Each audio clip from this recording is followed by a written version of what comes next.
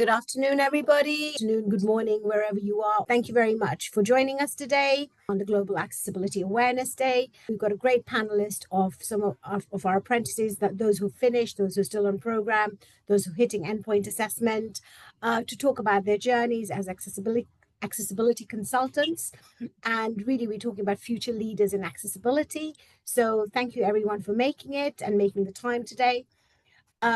Just before we begin, we want to focus on the presentation. So everyone's cameras and mics will be off during the session, except for the presenters, the panel.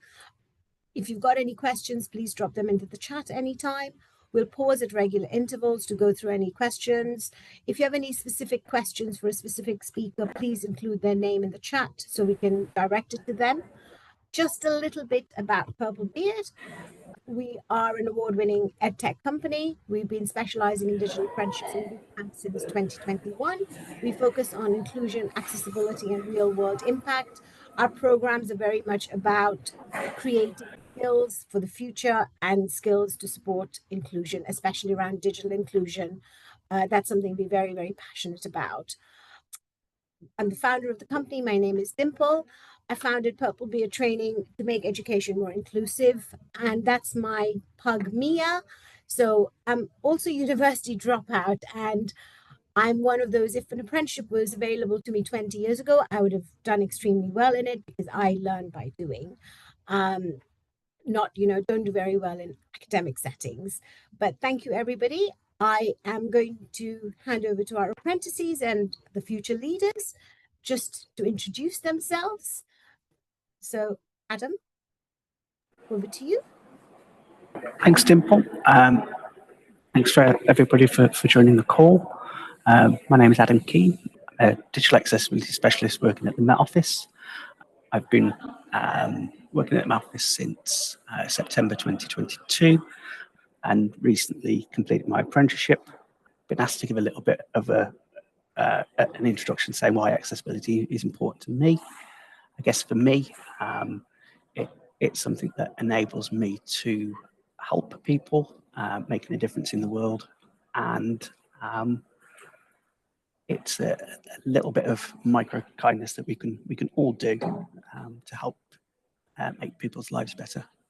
I'm going to hand over to Amelia. Sorry, go to Amelia. Yeah, Amelia, over to you.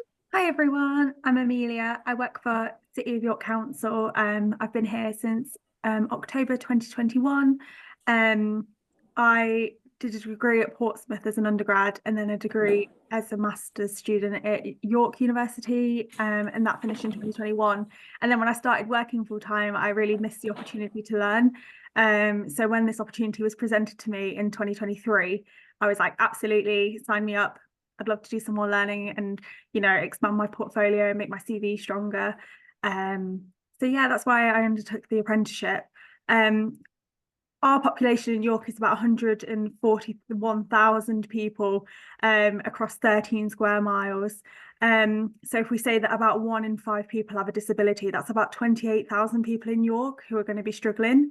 And that figure doesn't include anybody with a temporary disability or a situational disability. So this figure is actually going to be much higher than the 28,000. Therefore, it's really essential that as a council, we can provide services for everybody so that everybody can access them. Because oftentimes our customers don't have a choice when accessing council services because they need to apply for their council tax. They need to make sure their bin collection is managed where they can apply so somebody can come up their drive and collect their bin for them. They need to be able to ask for those services. And, we supply help around adult social care and all these different things. And so because people don't have a choice but to interact with their local council, we don't have a choice but to make our services accessible. And so, yeah, I think doing this apprenticeship has been really valuable for learning more and learning how we can support our customers with their diverse needs and diverse backgrounds. Thank you so much, Amelia. I'm now going to hand over to Shannon. Thanks, Dimple. Hi, everyone. I am Shannon MacDonald, and I am a Learning and Development Administrator at the YMCA Downslink Group. We are a charity based across the Sussex regional area with lots of sites, and our main goal is to provide prevention of crisis for young people that are under the age of 25. And we do that by providing homelessness support, counselling, and just general support and advice. And I have been lucky enough to make a career change throughout my digital accessibility apprenticeship. So I started in a different role, and I've now made my way to this role, which has been really great. It has really taught me how I can apply different skills across different sectors. And just to loop around why I think digital accessibility is so important in this sector is we see an increased amount of resources going online, becoming digital. However, it doesn't address that some people can be very digitally excluded from these environments. And I think particularly for some of our service users, it's really important that we consider who isn't able to connect with our resources as easy as others, and what sort of disparities there may be in people accessing our services and things like that. So it's been wonderful to make that change to a new organisation, but also sort of champion those conversations about how accessibility can be better embedded. Thank you, Shannon. Shazaib, over to you. Thanks, Dimple. Hi, everyone. My name's Shazaib. I'm an accessibility specialist for Atos, and my main job role includes testing and auditing. So I've been doing that for close to 2 years now. I joined the scheme at the same time as Shannon and Amelia back in 2023, so I'm kind of towards the end of it now. But in terms of, what I do a lot of testing and auditing, and I've been lucky enough to, do it across multiple different sites at this point. So I'm kind of able to see, okay, these are really popular sites and these are how broken they are.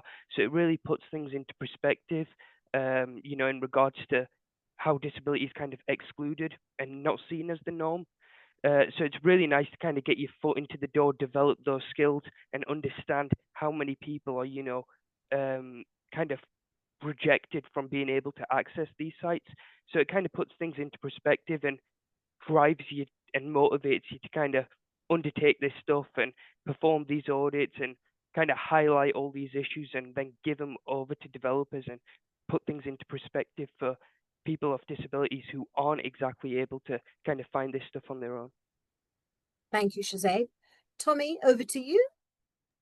Hi, everyone. My name's Tommy Ackerman. I'm the digital officer at Sue Ryder. We're a UK healthcare charity. We specialise in end-of-life palliative care and bereavement support. I've just finished my apprenticeship quite recently, so just come to that quite recently, and it's tied really nicely into my job role. I've done some accessibility work at Sue Ryder. I've been here for about 6 years, so I've done a bit in the past, but it's tied really nicely in with the work that I do across our website, and we have a lot of online bereavement support resources. So it's allowed me to really put a lot of the knowledge and the skills I've learned into practice, and really our aim is to really provide more care to more people and support as many people as we can. And a big part of that is providing that online support, whether someone's coping with grief or we have terminal illness support.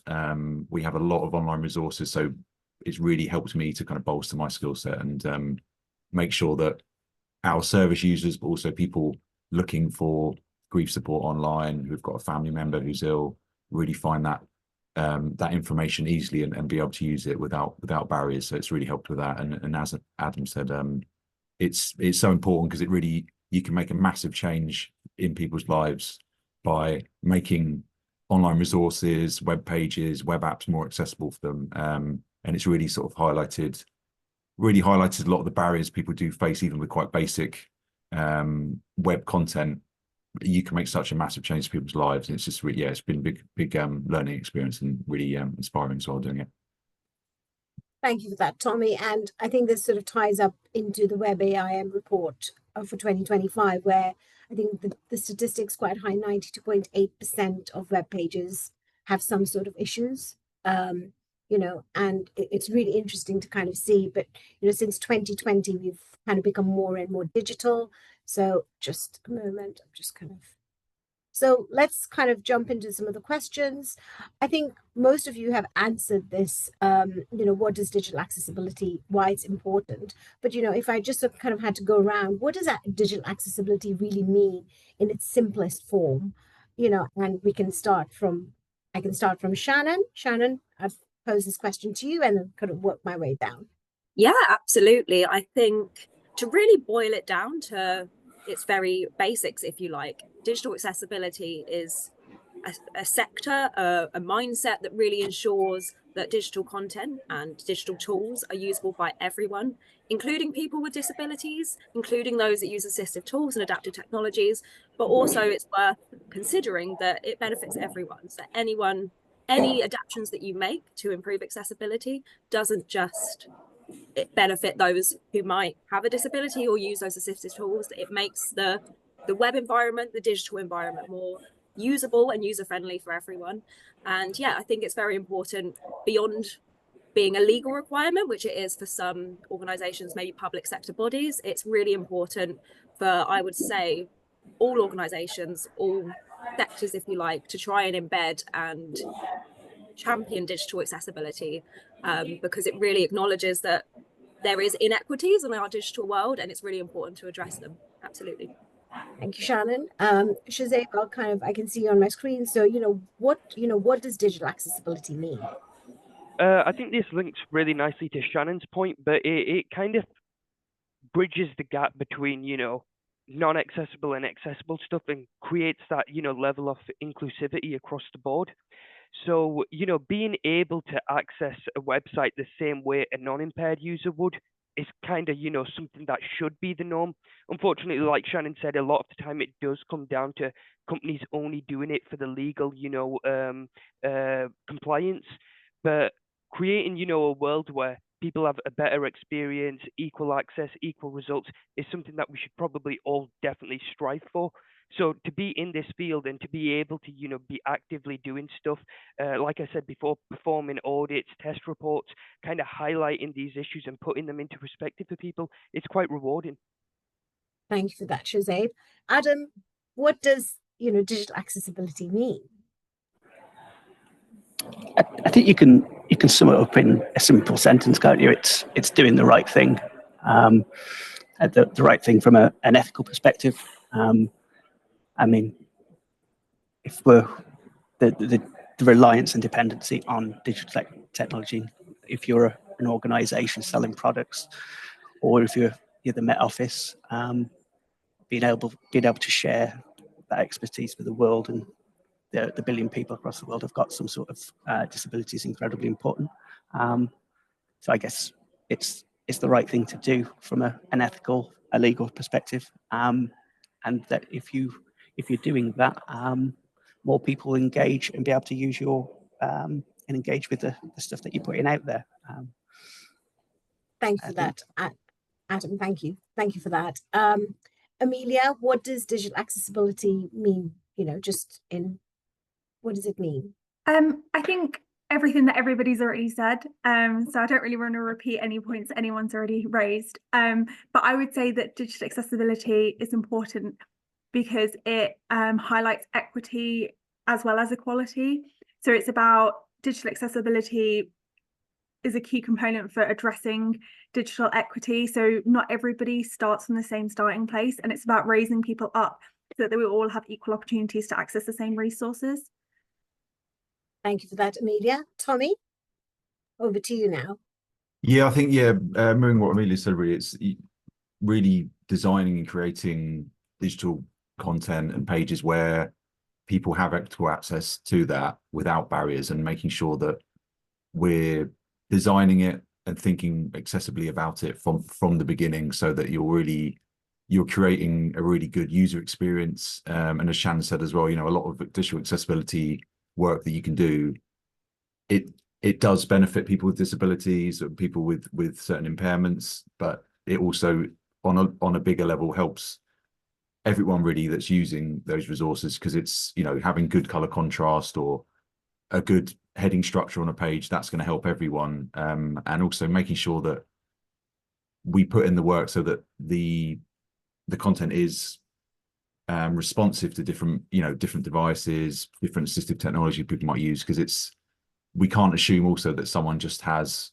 low vision. They might have mobility issues as well as low vision. So making sure that it's responsive to their personal preferences, so that it's adaptable to different people's preferences as well. So making sure it's people can just access it without barriers, and it's really making sure that we go beyond just conforming to WCAG or different legislation, and making sure that it's the usability aspect of it is an important part, and accessibility feeds into that, so that people have good user experiences, and it's not just kind of meeting the bare minimum. You're actually making it a really, really smooth and easy to use experience for everyone. Thank you for that, Tommy. So if we just kind of had to quickly summarize in a couple of lines, could we say that, digital accessibility is about doing the right thing and making sure that it works for everybody? Could we, just something quite simple? Yes. So, just from a digital perspective, it's got to work for everyone, irrespective of disabilities. And thank you very much for all of your input. It's absolutely fantastic. Going to move on to the next question. So, again, it's there. How is digital accessibility perceived among different sectors or organizations outside of the organizations you work in? Because again, it's, we have this mixture of small, medium, public sector, private sector, charities, different kinds of organizations. So, based on sort of your experience, and Tommy, I'm going to ask you this question first, is, how, what would you respond to this? How is it perceived amongst different organizations or sectors? I mean, among in the charity sector, there definitely it's a lot more on people's radars now than it ever has been, really. And I think obviously there are certain charities like Scope, RNIB that really focus in on that, and kind of advocates for digital accessibility as part of their work. But I think outside of the charity sector, it definitely, I think generally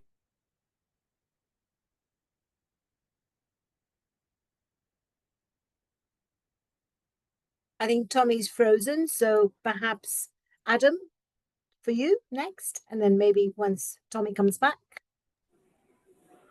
I think you've already mentioned the WebAIM report, and I think that what shows is consistently how that there is a lack of understanding about digital accessibility and the impact that it has on people's lives. I think it's the work as a few in the field, and the more that we can do events like this to talk about digital accessibility, the better. The more people will become aware of what accessibility means on a practical level. And it is that good stuff that Amelia was talking around about, creating equity for everybody, creating trusted technology services to use today and tomorrow. So, yeah. Thank you, Adam. Amelia, you work for the local authorities. It'll be good to kind of have some of your thoughts about this. I think it can kind of feel like a checkbox activity where, we need to meet the minimum requirement to have satisfied our legal duty as a local authority, which can be seen as quite a negative thing. But I think because we have that legislation there and we have the enforcement procedures, I think it can be quite positive to motivate us to do more. And I think that when you can have a comprehensive conversation with somebody in another department, in another organisation, when we're procuring things or providing different services, and when you can say, here's a real world example of my mum, for example, she is 65 and really technologically averse. How is she going to be able to apply for her parking ticket? Like, how is she going to, is there an offline process for her to follow because she doesn't know how to use the website, And I think as soon as you can give somebody a real world example and you can really put it into perspective for them, like, everybody knows somebody who has a disability or a temporary impairment, such as a broken arm, and their struggles. So I think, as soon as you can give somebody a comprehensive example, it really changes their perspective, and they are more open-minded to receiving feedback, and it becomes less about the checkbox and more about, actually, I know someone like that, and I would like to see them be successful in their parking application or whatever it is. So I think it can be quite positive. Thank you, Amelia. Shazay, I know you work in the IT sector, so it would be good to kind of have your feedback as well. So outside of the IT sector, how's it kind of seen or your understanding? To be honest, I really like what Amelia said about it being seen as a checkbox, because I didn't think about articulating it into words like that. That's a really good point. Sometimes it is seen as a checkbox in the IT world. It might not be at the forefront all the time. but it definitely should be. And I was kind of going to steer this question in a bit of a different direction and talk about, another sector in the UK, education, because that's always one where, accessibility is at the forefront of the educational sector, I'd say. And I'd say, things like schools, universities, they're always doing their best to kind of create an inclusive environment for students, whether that be getting them the support that they need from teachers or providing them with specific equipment. I'd say it definitely ranges. I think Adam said this, it ranges, and, it depends on where you are. It might not be seen as the forefront in IT because, people might have this mindset of, oh, there's other things that are seen as more important. Whereas, in the educational sector, it's more based around, the students, providing them with the support that they need. So it's kind of seen as the forefront there. So I feel as though, bridging that gap, as I mentioned earlier, is something that it can happen. It'll just take time. And like Adam said, it'll take more people, and, it takes more understanding and educating people as to what it is. Thank you, Shazib. Shannon, over to you, and then we can ask Tommy to finish what he was thinking about. Yeah, absolutely. It's been really interesting to hear everyone else's thoughts on that, especially because there's such a variety of different sectors, I suppose, in the panel as it is. However, I would say in my encounters, yes, I think that it definitely varies widely over different sectors and over different organisations, similarly to what Shazib has said, what Amelia has been talking about, what Tommy mentioned. I would say the public sector, I would say, is more aware due to those regulations, those compliances that they need to adhere to. Similarly for the education sector. And in my experience in working in the charity sector as well, similarly to what Tommy was saying, is that the charity sector is increasingly aware and wanting to sort of adapt to being as digitally accessible as possible. I think that's with the regard, I suppose, that often charities here in the UK are providing services that public sector bodies are not providing, or, are not provided publicly, but are still services that are really very much needed. So I think that they are prepared to acknowledge that digital inaccessibility is a thing. Who are we excluding from our services and things like that? So it's been really wonderful as I made the transition into the charity sector to champion those conversations of accessibility and have them really well received, and having people approaching me to continue to have those conversations, and people coming to me to review policies and things like that. So accessibility can be really, really embedded into the organisation. However, similarly, I think that it can be a bit different in the private sector, and it's often seen, as Amelia said, a bit of a checkbox or something that's nice to have, rather than something that is embedded from the beginning. And my opinion as a digital accessibility specialist is I would love to see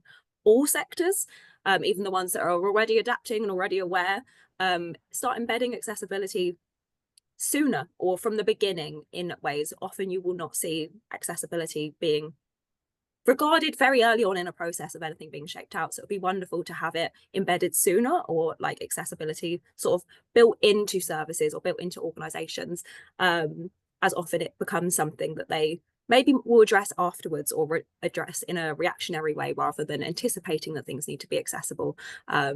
So yeah, I think that it definitely varies widely, and I'm sure we have lots of sectors in the audience as well. So it'll be wonderful to know if that resonates with anyone in the panel as well.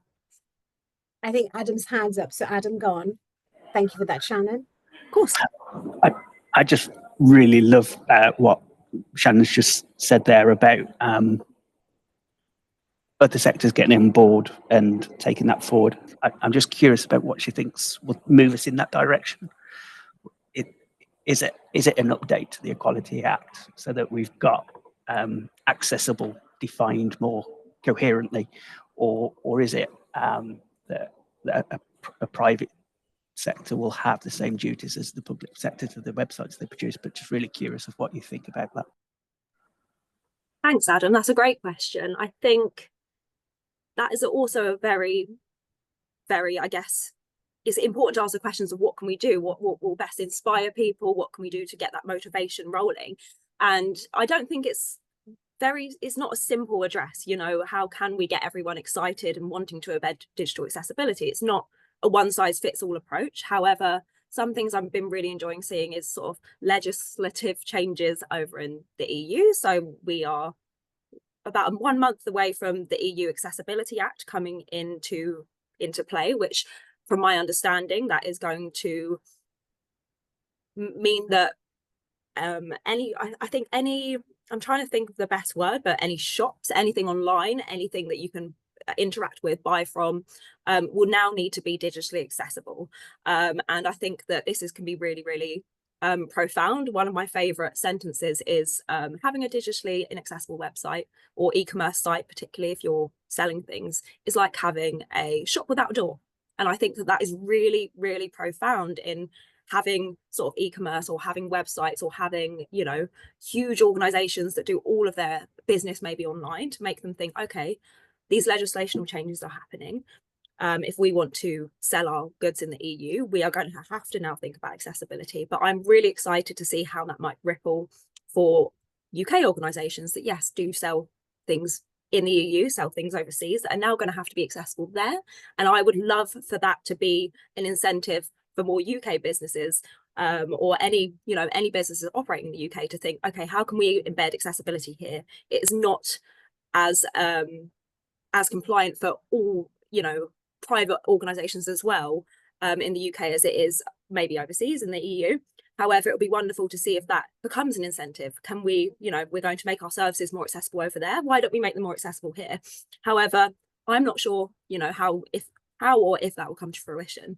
But I do think that it would be lovely to see some legislational changes here in the UK as well that maybe reflect the legislational changes happening elsewhere, because I can see that I think it will have a really profound and big beneficial impact overseas for how we see digital accessibility and how it's regarded. And it'd be wonderful to maybe even get some figures next year. As we were saying, 92% of web pages are inaccessible. It'd be wonderful to see if that number shrinks next year, and we can then maybe see and think, wow, has these legislational changes had that benefit and had that impact?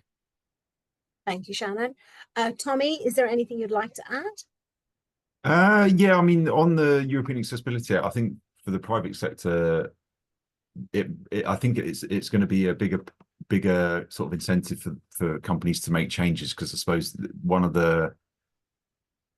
the implications of it, if you're not accessible, because it's, you know, if you've got customers anywhere in the EU, I suppose there is the potential that you could be fined separately by different EU member states. So that, I think that maybe will frighten some companies into actually taking proper action, because yeah, I think the private sector's maybe been able to not dodge, but, you know, not be that proactive about it up until now. But I think even bigger companies are going to have to really sort themselves out in terms of how digitally accessible their websites and web apps are. I mean, the other part of that is the bigger companies really, they have the power and the resources to actually make those changes. So I think it's going to be interesting to see which companies actually make those changes, because they do have the resources. Because one of the limitations on smaller companies, but also in the charity sector or public sector, is resources and being, you know,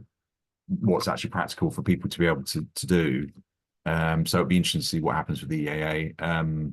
But I think, yeah, definitely, as Adam said with the Equality Act as well, I think maybe more explicit reference to WCAG, and maybe some more explicit mentions of that, so that it's clear as to, because disability is a protected characteristic, but I think maybe some more direct references to what that actually means for people, and, you know, things like EN 301549, and actually referencing those so people have a bit more direction, and sort of harmonize it a bit more with that. But yeah, the EA would definitely be interesting. And I think the public sector legislation is more explicit, and, you know, it's been sort of enforced for a number of years now. And I think the public sector has been a lot more proactive about it. But there's still a lot of, it's a continuing process, I suppose. Yeah, but the private sector definitely, I think, has got to catch up a bit, I think, with the others. Thank you, everybody, for some valuable input. Excellent. We've just had some comments in the chat. So Ian Fleming says accessible by design is a phrase we use. Some providers who are international are sometimes geared towards different markets, such as the US legislation. But I think Craig Abbott had spoken at one of our lunch and learns, and he said that the cost of sort of embedding accessibility later on in the life cycle costs about 700% more, or it literally brings the costs up by thousands. of pounds. So really, it's about that bottom-up approach. It's about this being the grassroots levels, making sure that the roots have those things built in, so we don't get to the top of the tree and say, "Oh my God, it's not working," kind of thing. And that's a really silly analogy, but I think that whole accessible by design, thinking about it just automatically. And thank you very much. And again, bringing legislation in, so some really, really valuable comments. We're just going to move on to the next question. So again, I'll start with Amelia. Amelia, what motivated you to choose digital accessibility as a skill to sort of specialize in? Yeah, so I think just watching people as I've got older struggle to do things online. So during my time at university, using ebooks, in the workplace, working in a fish and chip shop, having people download an app to get points and not quite understanding how the app worked or how they would get points and what the points would mean, working in a local council where somebody needs to be contacted by email because they're hearing impaired or deaf, and so I have to signpost them to the BSL service. So I think it's just about having experiences of lots of different people trying to use online services both professionally and personally, and that's made me want to improve things for different people in whatever way that I can. So even if I just use these skills to go and help my mum or help my brother with his car insurance online, anything, I just want to be able to help different people. And I think just witnessing different cases and different scenarios has really been beneficial to helping me want to do this and to further my skills and just learn something new. Thank you for that, Amelia. Shazay, what about you? I think to have that understanding of what accessibility actually means, and understanding different impairments and different user needs kind of puts things into perspective for you, and it really does paint a picture of the world that we live in and how inaccessible a lot of stuff is, going back to that statistic. So to be in a position where you can actually make a difference and understand more stuff, it goes a long way. And you can do that through several different areas. I specialize in testing, but there's stuff that you can do like procurement. I don't know if anyone here does that.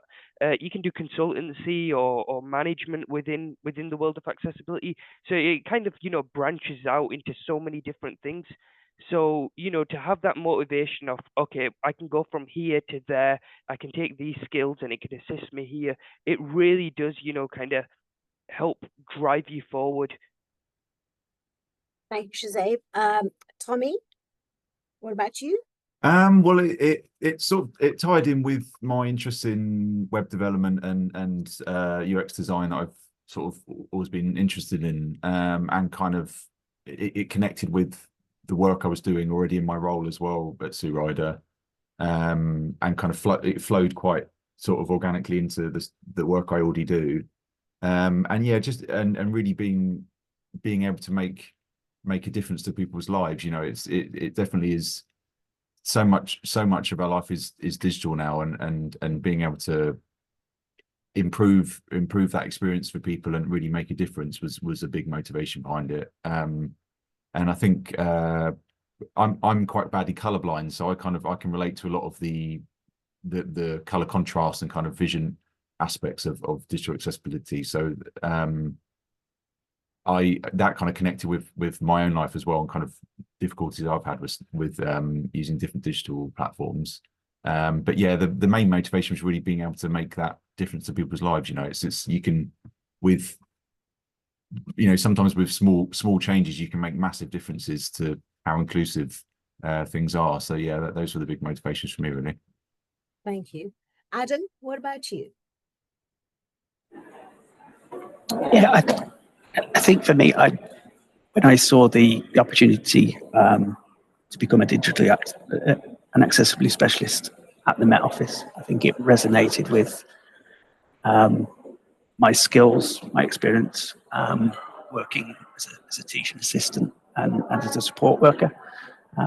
Working as a support worker with adults with learning difficulties, we used to follow a system of active support, which is all about preserving people's dignity. So you wouldn't do something for somebody if they could do it for themselves. And I think in the digital space, when we embed an alt text description, when we use colour and to convey meaning, and it's accompanied with another visual cue, what we're doing is enabling users, humans, to be able to do things with dignity and do things with independently, and having the opportunity to do that somewhere like the Met Office has been transformational in terms of from a career perspective, and I've done so much more than I thought I possibly could in that space. So I think you've got an alignment of philosophy, a desire to prove yourself, and just genuinely being a force for good that helped me, that motivated me to join this amazing profession. Thank you, Adam. Shannon, over to you. Thanks, Dimple.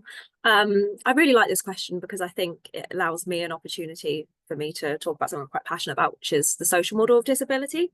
And that's something I've always really championed and something that's always really resonated with me.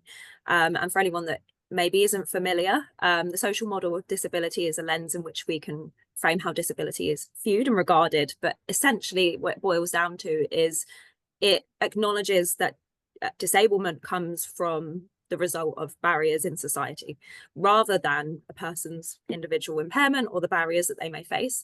And I think digital accessibility in a sort of ever-changing technological world, and one thing that I always say is technology, and it's very exponential in a way, it develops almost beyond my own considerations every day. You know, we're not always, AI is constantly changing, and I would like to say I try to keep up to date with that, but it is so quick that it's really difficult to always know how the landscape is sort of developing. And I think it's really important because digital accessibility acknowledges that those barriers exist and it helps remove those barriers. And I think that more often than not, resources, let's just say, for example, you wanted to refer yourself for some mental health support, that is often online. How we need to acknowledge that not everyone is going to be able to use a form. I think a lot of the times, I'm sure everyone on the panel would agree with me, digital accessibility specialists, we often would say that forms are one of the most inaccessible things that can be found on a website. They're also one of the most important. It's how you can get into contact, it's how you can access a service and things like that. And genuinely, I do have a very large passion for inclusive design and like ensuring equal access for everyone, whether that's regarding physical accessibility and physical environments or digital accessibility in digital spaces. So it was wonderful to see that this digital accessibility standard came about. It was obviously it's very new. A lot of the panel here today are one of the first people in the country to sit this standard, and I wanted to be one of the first people that was part of the solution of digital accessibility. I think that we can all realize that the web and digital services are maybe unintentionally exclusionary, but I still think that that's not good enough. You know, it might be unintentional, but it's really important that these places are inclusive. And it was, yes, I would like it.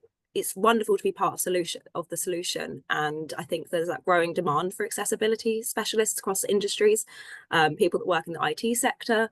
I think that you might be a very great IT specialist, but you may not always be well versed in how to be an accessibility specialist. And I think it's really important that this standard has come about and these qualifications have come about, so there can be those accessibility specialists out there. There can be people that can solely advise on how to make digital applications and the web more accessible, because it is a lot of information and there's a lot to consider, and it is an ever-changing field as well. Thank you, Shannon. Tommy, your hand's up. Please go on. Yeah, I was just going to kind of reiterate, I think Adam spoke about the independence aspect of it. I think one of the biggest impacts you can have is if you can make something accessible to different people, giving someone that independence to do it themselves is really a really freeing thing for someone, because if you're blocked from using something and you're not able to do it yourself, that's going to really affect you personally, and kind of, it's really breaking down that barrier and giving someone the independence is a massive thing, and if someone who has severe mobility issues and is using a specialist mouse or is using eye guidance software, or whichever combination it is, if they can do it themselves, that's a complete, revolutionary thing for them, because they're able to actually just do it themselves. They don't have to rely on someone to help them. And that's you can really have that impact on someone's life. It's a massive, that independence is a massive part of it. Yeah. Thank you, Tommy. So I'm just kind of going to summarize, based on all of your answers, some key motivators. So the first one being humanistic, mainly making a difference, dignity, independence, empowerment, force of good. Then skills and career pathways, interests, lived experience, and breaking down social societal barriers. So, just kind of these are some of the key motivators for all of you. And there's a thread running through, why all of you do what you do. Thank you for that. We've got another 20 minutes, and then I'd like to take some questions from the audience as well. So what I'm going to do is I'm going to just ask some of the questions just to 2 or 3 of you, but again, please feel free to put your hands up and so I mean, Tommy and Adam, Adam's been our first apprentice to complete. He's had distinction. Tommy's been our second apprentice to complete. He's had a distinction, actually third apprentice, so he's had distinction as well. How has being on the program and completing the program altered your own understanding of digital accessibility? So Adam, you can go first, and then I think Tommy can go next.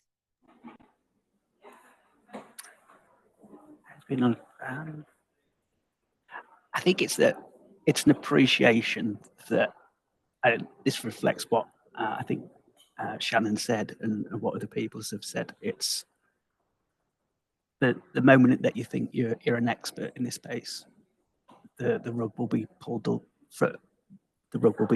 from underneath you. I think it's one of those where it's such a broad field. We're talking about the equity of people's experiences, engaging with digital content, and that's incredibly diverse. So I think the program has reinforced that understanding that no matter, even though that I've passed the apprenticeship, I'm always going to have to keep on learning and keeping up to date with what's going on. Whether that's how different users are experiencing technology, or whether it's updates to WCAG. But that heart of learning and that apprenticeship mindset of keeping on learning, keeping evolving, it is something that I think the apprenticeship has reinforced. Thank you, Adam. Tommy, would you like to go next? Yeah, I mean, I think it's really, as Adam said, it's a very broad field, I suppose, and it's almost the more you learn about it, the more things you discover you need to delve deeper into, because there's so many different aspects to it. And I think a lot of people who work in digital accessibility that I've spoken to, some people focus really closely on one particular area, because even one specific part of it can be, that's a whole universe in itself. But I think it's definitely changed the way I think about it, in terms of just, it's an everyday issue for some people. It's just doing really basic everyday things. It might even be shopping online or getting a delivery from a food delivery. People, as an able person, I don't really have experienced that, because it doesn't affect me in that way, but it really shines a light on how much it can be a barrier to so many parts of people's lives. And it's just really highlighted that for me. And as Adam said as well, I think just it's going to be a continual learning experience, really. Even though I've finished the apprenticeship, it's opened up just this whole world of learning, really, that you've got to keep on track with. But I think on that point as well, it's worth noting in this area, I think resources in terms of learning about it, we're quite lucky, because there is so much stuff online that you can learn from, whether it's really specific legislation stuff, or different parts of web development, or parts of HTML. It could be really focus elements, there's so much stuff you can learn from, and you're sort of, it's almost overwhelming how much there is. So there are a lot of resources online to learn from, whether it's videos or articles, and also in the sort of digital accessibility community, it's very supportive as well. I think that's a really good point to focus on as well, is people are very encouraging, and people connect, really proactive about connecting with people, and everyone's very encouraging. So I think that's you'll never be short of things to kind of to learn from, and resources. So it's a really supportive community as well. So I think it's that's a real big plus point as well, when you're learning about it as well. Thank you, Tommy. I'm sort of going to move on to the next question, and because I'd like to also kind of, although the question's not here, but I think as sort of closing, I want to sort of look at AI and accessibility. We just need to unpack that a little bit, but I think Shannon, this is for you, and Amelia and Shazaib. So how has the awareness of need for digital accessibility developed or changed in your organization because of you being focused on accessibility? And again, this is for all the apprentices, for everyone on the panel. Yeah, Shannon, we'll start absolutely. with you. Yeah. Thanks, Dimple. I think this leads on quite well from our previous question, because I would say one thing that I came to realize on my apprenticeship is that accessibility is very much ongoing, and it's not a one-time fix. You can't learn everything all in one go, and it is part of what is very much needed, and a huge culture shift towards inclusivity and accessibility, physically and digitally. And I think that it's been wonderful for me to pick that up across my apprenticeship, because it's not always about the knowledge, it's about how to kickstart those conversations, how to have those discussions that give other people the language to start discussing accessibility and things like that. So it's been wonderful to join my organisation and to have them really regard my experience in digital accessibility, which has been wonderful. And it's been wonderful to have those conversations, kickstart those conversations, and increase that awareness across departments. So, for example, I work in the Learning and Organisational Development department, but also I work very closely with the digital department, because I always want to know what they're doing and how things can be more accessible. And it's wonderful to have those cross-team conversations and getting everyone excited about accessibility.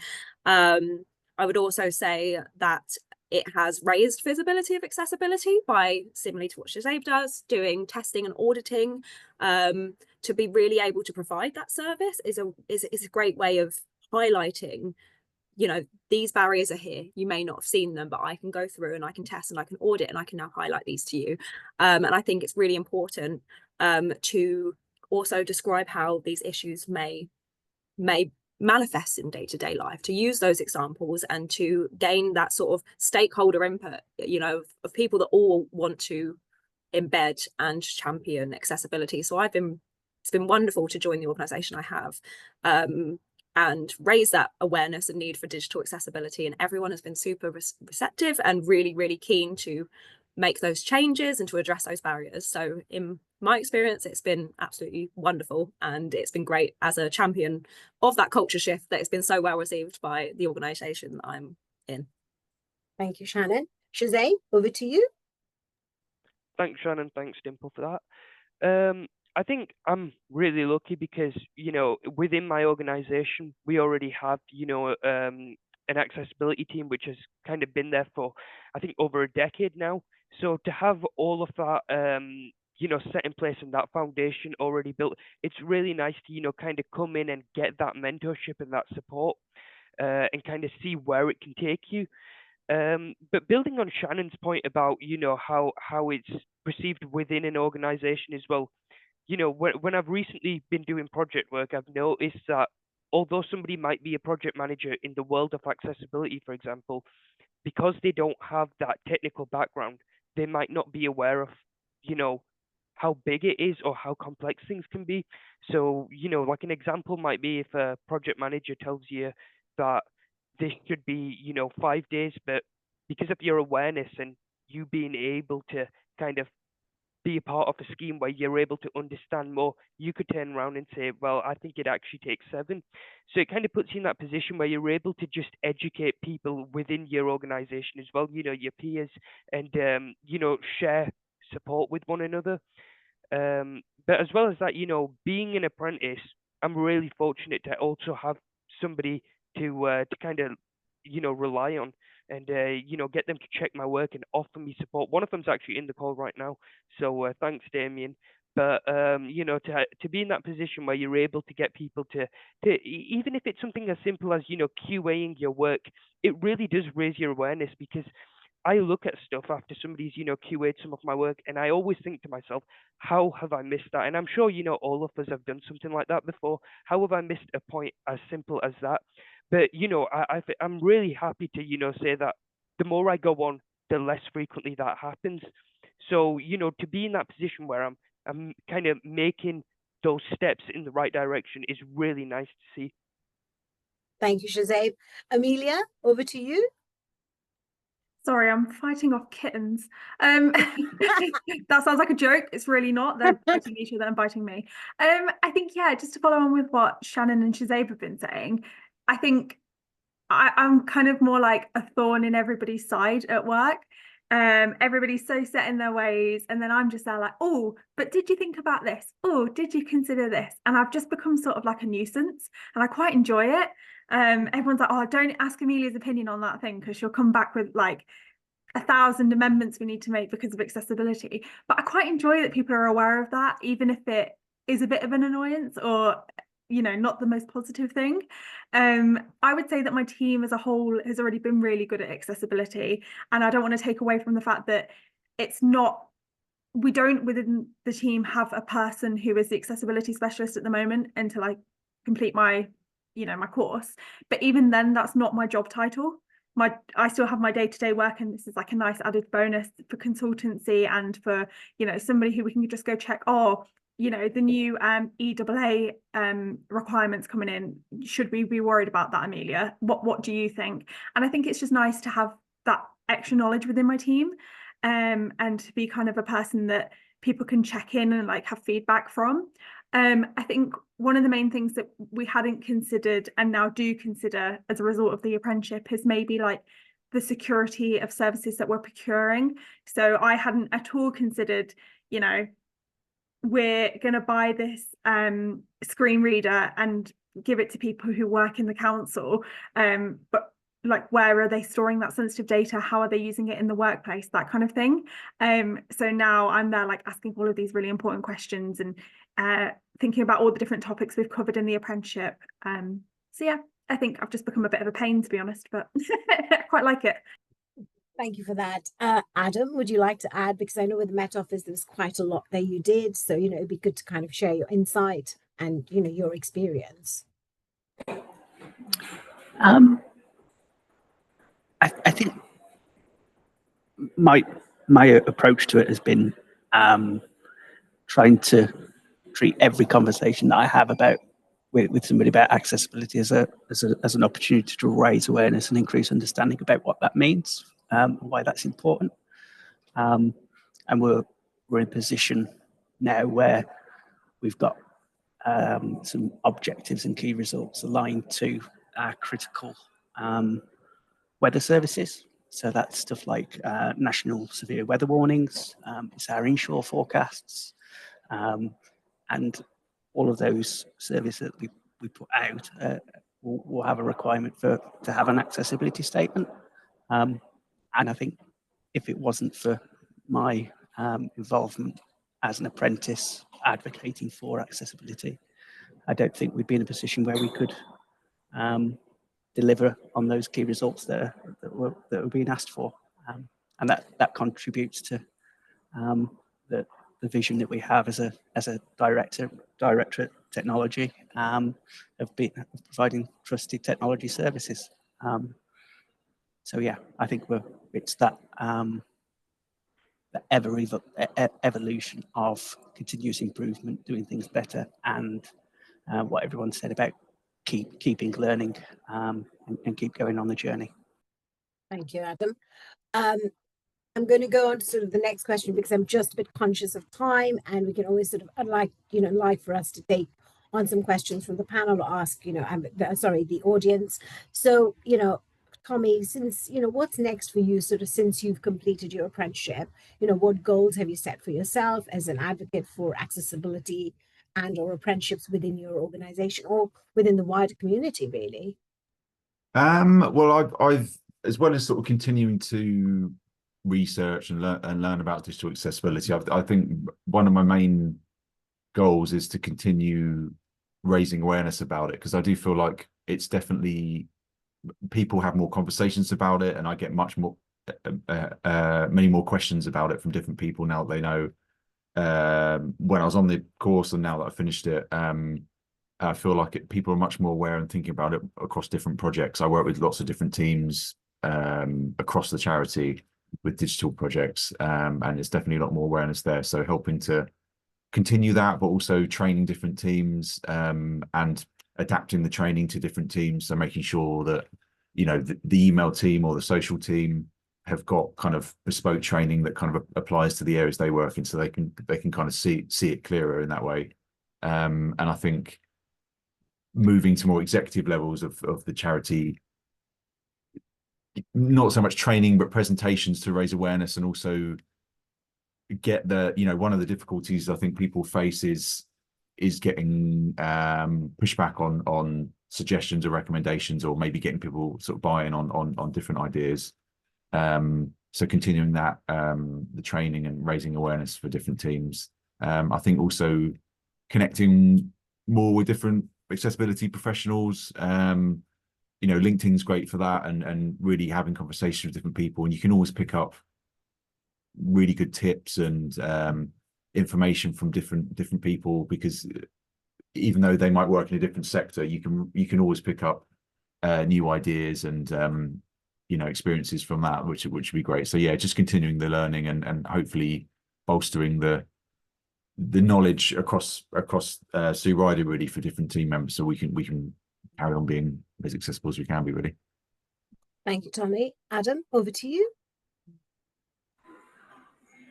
I think it's just keeping on learning. I think part of me would really love to have sort of like an informal group lunch and learn that sets out the course for getting certified with the IAP certifications. I really want to get the CPAC certification, the core professional accessibility core competencies, and do that with colleagues at the Met Office and other people who have got an interest in that. So that's one of the big things on my personal to-do lists. So yeah. Thank you. And Adam, I'm going to come back to you, and that's a great idea. I might reach out to who else is completing and wants to do CPAC, and might put together a little study group for you guys to get on with. Yeah, so I'll come back to you on that for sure. Shannon, I know you're you're at endpoint assessment stage, so you know, be good for you, you know, for you to contribute to this question as well. Yeah, absolutely. I think very similarly to Tommy said, having those conversations with other digital accessibility specialists is definitely something that's on my agenda. We are all across the world, so you can have very fruitful discussions with a digital accessibility specialist maybe in the US versus a digital accessibility specialist in the EU. It's really great to champion those conversations, and I've been added to groups like Slack groups and things like that, which is wonderful off the back of just finding other people on LinkedIn that are passionate about digital accessibility. And then in regards to one thing that every organization can start doing today that would help them become more accessible, inclusive, and remove barriers is to, I would say, always a wonderful place to start is looking at the different lenses of disability. And one thing I discussed here today was the social model of disability. However, becoming aware of these different models had me becoming really aware of responsibility of removing those barriers. And as organizations, I think we all have that responsibility to make our services, make our output more accessible, whether that's digitally accessible or physically accessible. And one thing I would say for anyone that maybe is feeling inspired by this today, whether you can do this alongside your organization or personally, is look into a local digital inclusion network. I've been really enjoying being a part of the Brighton and Hove Digital Inclusion Network, which is where I'm based. And I began going to that on a sort of personal basis, just my own personal interests, but also you can show up as a representative for your organization as well. And it'll be interesting for, I would say, anyone to look to see if that's something that's happening in their local area. And if not, even thinking, why don't we have that in our local area? So if anyone's feeling inspired today by digital accessibility or digital inclusion initiatives, whether you would like to do that for your organisation or on a personal level, I would say inclusion networks, digital inclusion networks, a wonderful place to find local people that share the same passions as you, and local organisations that also want to strive to that inclusion quota as well, if you like. So that would be my suggestion. Thank you, Shannon. Amelia, I'd like you to contribute. So, what is the one thing every organization can start doing today to help them become, be great to have your response? I think that they should just start by looking at their users and understanding what their users really need. And is there anywhere that there's any specific pain points that users are facing, and focus on one at a time and just work through them. I think just having a really good understanding of your user base is something. And I think just looking individually at your work and what you can do to improve your work, however that is. So I know a lot of people within the council use Word, but don't really understand how Word works. I think just doing a little training course, understanding how you can structure a document. And I think Sculpt is a really good tool from Worcestershire Council for structuring documents and understanding a little bit about colour contrast and things. And I think it's just having a really good foundational learning and awareness of accessibility. Maybe go watch some of AXCON's talks from this year and have a good look at your user group would be something I would recommend. Thank you so much for that. Shazade? I think, a really good first step would be to just understand the basics of accessibility. Organizations should familiarize themselves with WCAG before they actually, create like a team based on, actually going through with those accessibility standards. But even things like talking about disability etiquette, I mean, that was one of the KSBs on the apprenticeship. And I remember it was a bit of a confusing one for me to tick off because I was looking way too deep into it. I realized that when I'm producing reports or, presenting stuff at work, I'm naturally already doing that because, it's a big part of the job role. So it's something that we're all, everyone on this panel is probably familiar with, using the right words and, treating people with that level of inclusivity. So that's a really good, first step. And then understanding things like schemes that are already, put in place. I think we're all UK based. So things like access to work. If you have people who are, requiring work from home, there's already, stuff in place to assist them. So it's not like the organization's forced to, start from scratch. They're able to, take advantage of what's already there. Thank you so much. Tommy? I think raising awareness, I've mentioned it previously, but I think starting from that so that people across the organisation really are aware of the barriers people face and also the benefits you can really, create from digital accessibility. I think sometimes you can assume that maybe different teams know what you're talking about, but some people may have not even heard of digital accessibility. So I think making people aware of it and helping people to understand what that involves, whether it's the more technical aspects for people that work in that area or the broader benefits it can bring and the effects it can have on people. I think awareness is that first step really to making the change. And I think particularly if you're looking to it might even be like you're trying to get budget for work to be done, or you're trying to get a team moving so that you can really get a project going so that you can make those changes. I think raising awareness is definitely one that is important. And I think also looking at it might just be a sort of a look at different areas, but looking into, once you've kind of researched as Shazeb said, WCAG and the different legislation, look at where your resources are inaccessible, even if it's just putting a spreadsheet together and kind of marking down where those areas are, so you can actually make those moves to have a sort of action plan. And it also gives you an idea of which areas need those accessibility changes. But I think definitely awareness is the most important thing, because it might be that you're suggesting changes or you've got ideas for certain parts of the website, or if people aren't aware of it and don't really know about it, it's difficult to get people to kind of get involved. And I think, yeah, that's a really important step. And I think in terms of helping to raise awareness, you can direct people. There's so many good resources online. AbilityNet have lots of really good webinars, lots of really good articles that you can access. Signing up to their newsletter, DQ as well. DEQUE, if you haven't used it before, they have lots of webinars and articles, and signing up to those newsletters, people can stay informed about it. And they're really digestible as well. I think it's sometimes some of the, like WCAG can be quite heavy in terms of reading through the different success criteria, but there are lots of resources online and gov.uk has loads of really good resources. So even just directing someone to information about certain aspects of accessibility could help raise awareness of it. So I think that's the most important thing there. Thanks, Tommy. Adam, over to you. Thank you. I think for me, it's starting small. So even if you're ensuring that you're using the accessibility checker within a Word document, whenever anything goes out, start small. Celebrate every success. As a professional, know that you're not alone, and what we do matters. And if you can align accessibility to the essential concern within your organisation, you're sure to find friends along the way.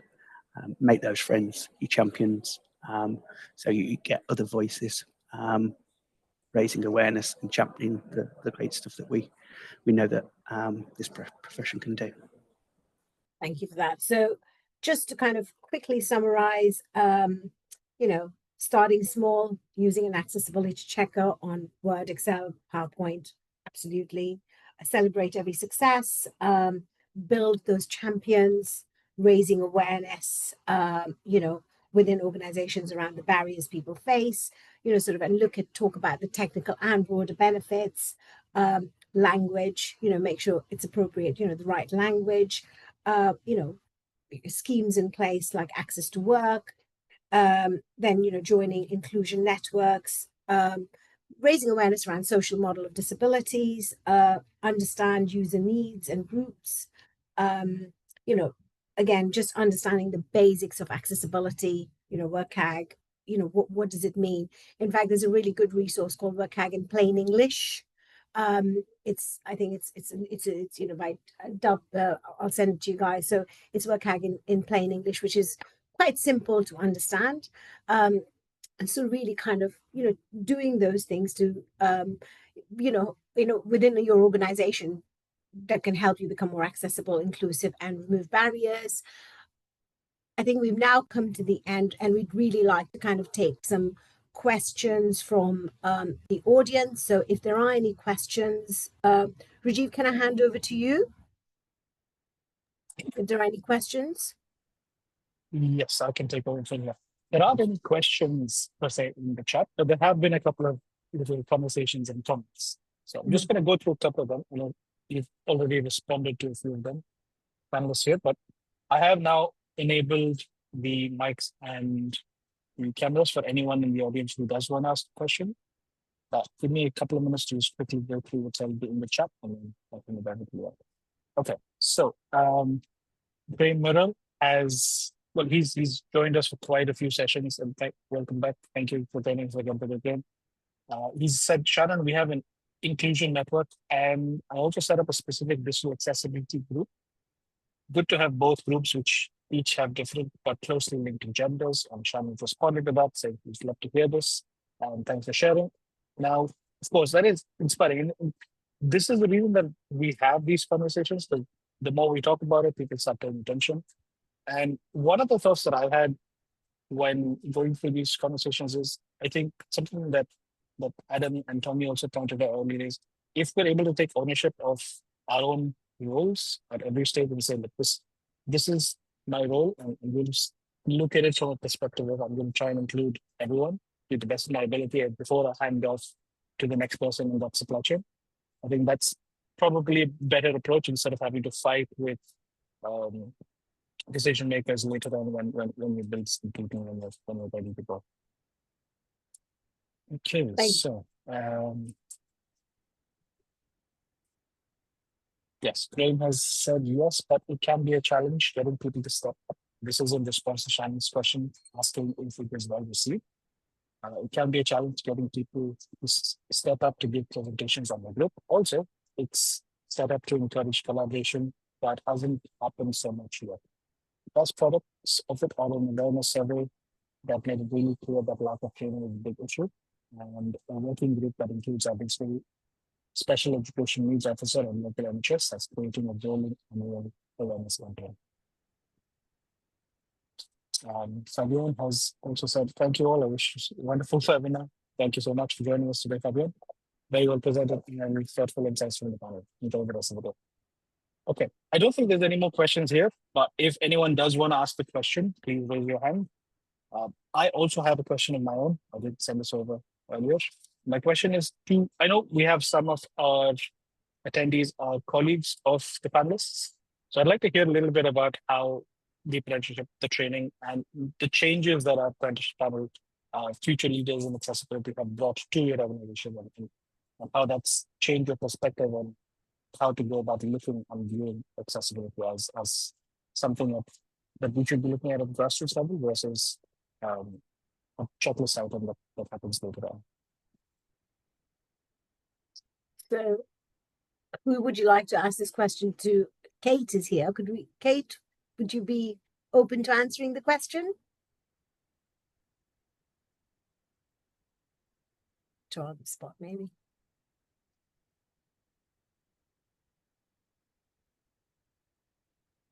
Damien is here as well.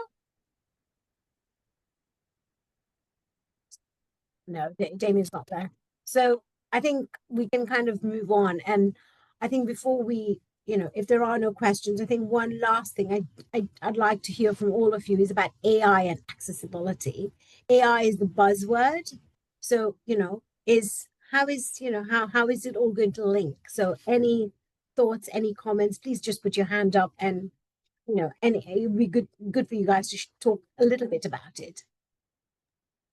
I don't mind kicking off this conversation. Go on. Just with a very sort of, I guess it's quite a niche point, because it's very hard to have a broad overview on AI. There is so much happening with it, I suppose. But I think it's important to acknowledge that AI can very much support accessibility initiatives. We often see things like tools such as automated alt text or automated speech to text transcription is kind of what we have here going on in the meeting today for captions, and things like real-time translation. However, I think it is also really important to consider the I suppose the impacts of AI that can maybe be a little bit less beneficial. So it's great to have automated alt text, but it's really important to also engage with that alt text and think, okay, this has been produced by an AI automated or artificial intelligence. Is it really displaying what we need it to? And I think that is often the case. As a digital accessibility that's done a lot of testing and auditing, often you will always interact with images to ensure that the alt text is of standard or even there. And often I can often recommend, or I can often see where it might have been just AI generated, because it does not accurately describe what's there. Sometimes it will be a complete different description of what we're looking at, or it won't quite provide a very good or accurate description for, say, a user that is engaging non-visually. So I think that it's important to acknowledge that AI can be a really powerful tool in regards to progressing accessibility, but also really, really acknowledging that when it boils down to it, that human oversight is really important as well. Thank you for that, Shannon. Who'd like to go next? AI and accessibility. I'm happy to jump in. I feel like I completely agree, and I think that AI can be a really powerful tool in terms of automated testing and for improving some of the digital assistive technologies that we have. So, for example, some screen readers, I think it's Dragon Naturally Speaking Anywhere, they can, for example, my mom's called Dorothy and I call her Dotty. If I'm using a screen reader to if I'm using text-to-speech software such as Dragon Naturally Speaking Anywhere to transcribe a document, say Dottie regularly, it will learn that spelling of her name for me. Or if I have an accent, when I'm talking in English, it will learn my accent and learn what I'm trying to say and spell it correctly for me. Or it's just really adaptive and really helpful. But I think, like what Shannon was saying, I think it's really good to have human oversight. So yes, we can do all of this automated testing for accessibility, and it's really handy to get a general oversight, but I wouldn't then allow the AI to go and fix these problems for me. I'd allow it to suggest a fix, and then I can make that judgment call about whether or not I think that's appropriate. But I wouldn't allow so much power to AI. And I think it's really useful, and I think it's a really great tool as long as you're transparent with your users and customers about when you're using it and what you're using it for. I think that's just something that as a council, our new policy is that, yes, we can use it, but we need to be really transparent. So yeah, I would say I really quite like it. I think it's really handy. Thank you, Amelia. Tommy, Adam, Shazay, who would like to go next? I can go. All right, go on, Shazay. I think I was a bit reluctant with this question because it's a bit of a confusing area for me, AI in accessibility. But Amelia's brought up a really good point, because I use Dragon a lot when I'm testing, and she's dead right. It is so useful. The first few times you use it is an absolute pain. I think everyone who's used it will say the same thing. But it really does adapt and learn, and it makes things so much more easier. I'm probably, well on my way to, my 30th audit now. And my God, it is so useful the more you get familiar with it.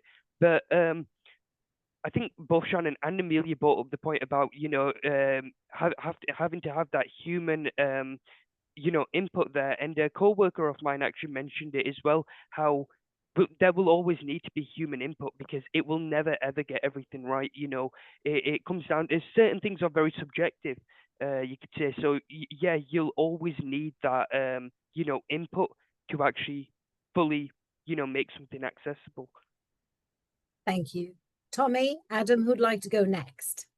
I don't mind going next. Yeah, I mean, I think sort of moving what others said here, I think there are so many different applications for it that are really useful. I think, yeah, even if it's just creating a transcript or captions, there are lots of different uses, and as you say, with screen readers there. But I think, yeah, just keeping in mind that manual checking is a really important aspect of it, because even with an audit of a single web page, you could use automated tools like Wave or Axe Dev Tools or something, but having that manually checking stuff is a really important part of that. And I think it's with AI, maybe the temptation sometimes is to kind of leave it, let the AI do the work. And I think as people maybe are tempted sometimes to kind of just use the AI, but I think manually testing and just having those checks. And I think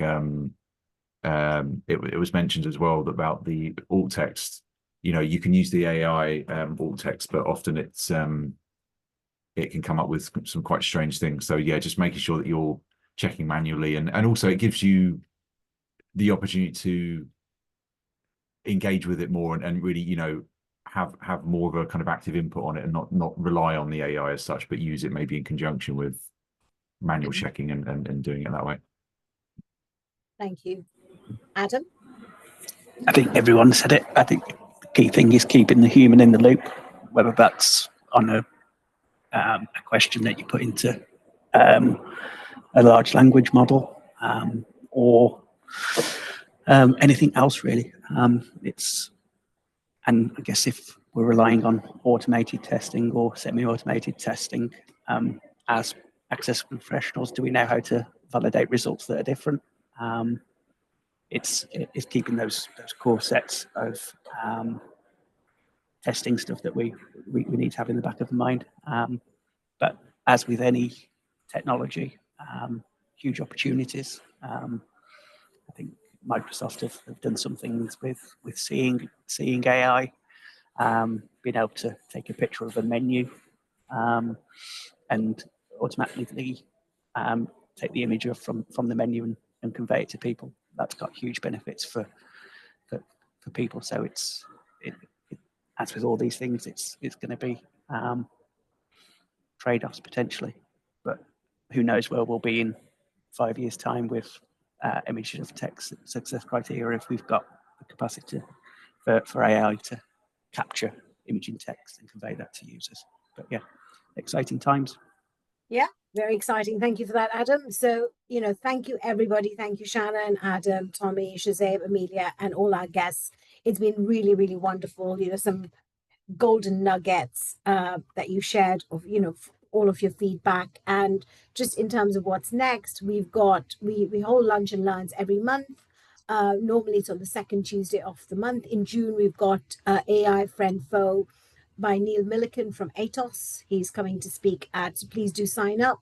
We also run apprenticeship programs in digital accessibility, business analysis, data protection, information governance, all of the courses that are listed there, and some boot camps, which are shorter programs to develop skills in a rapid way.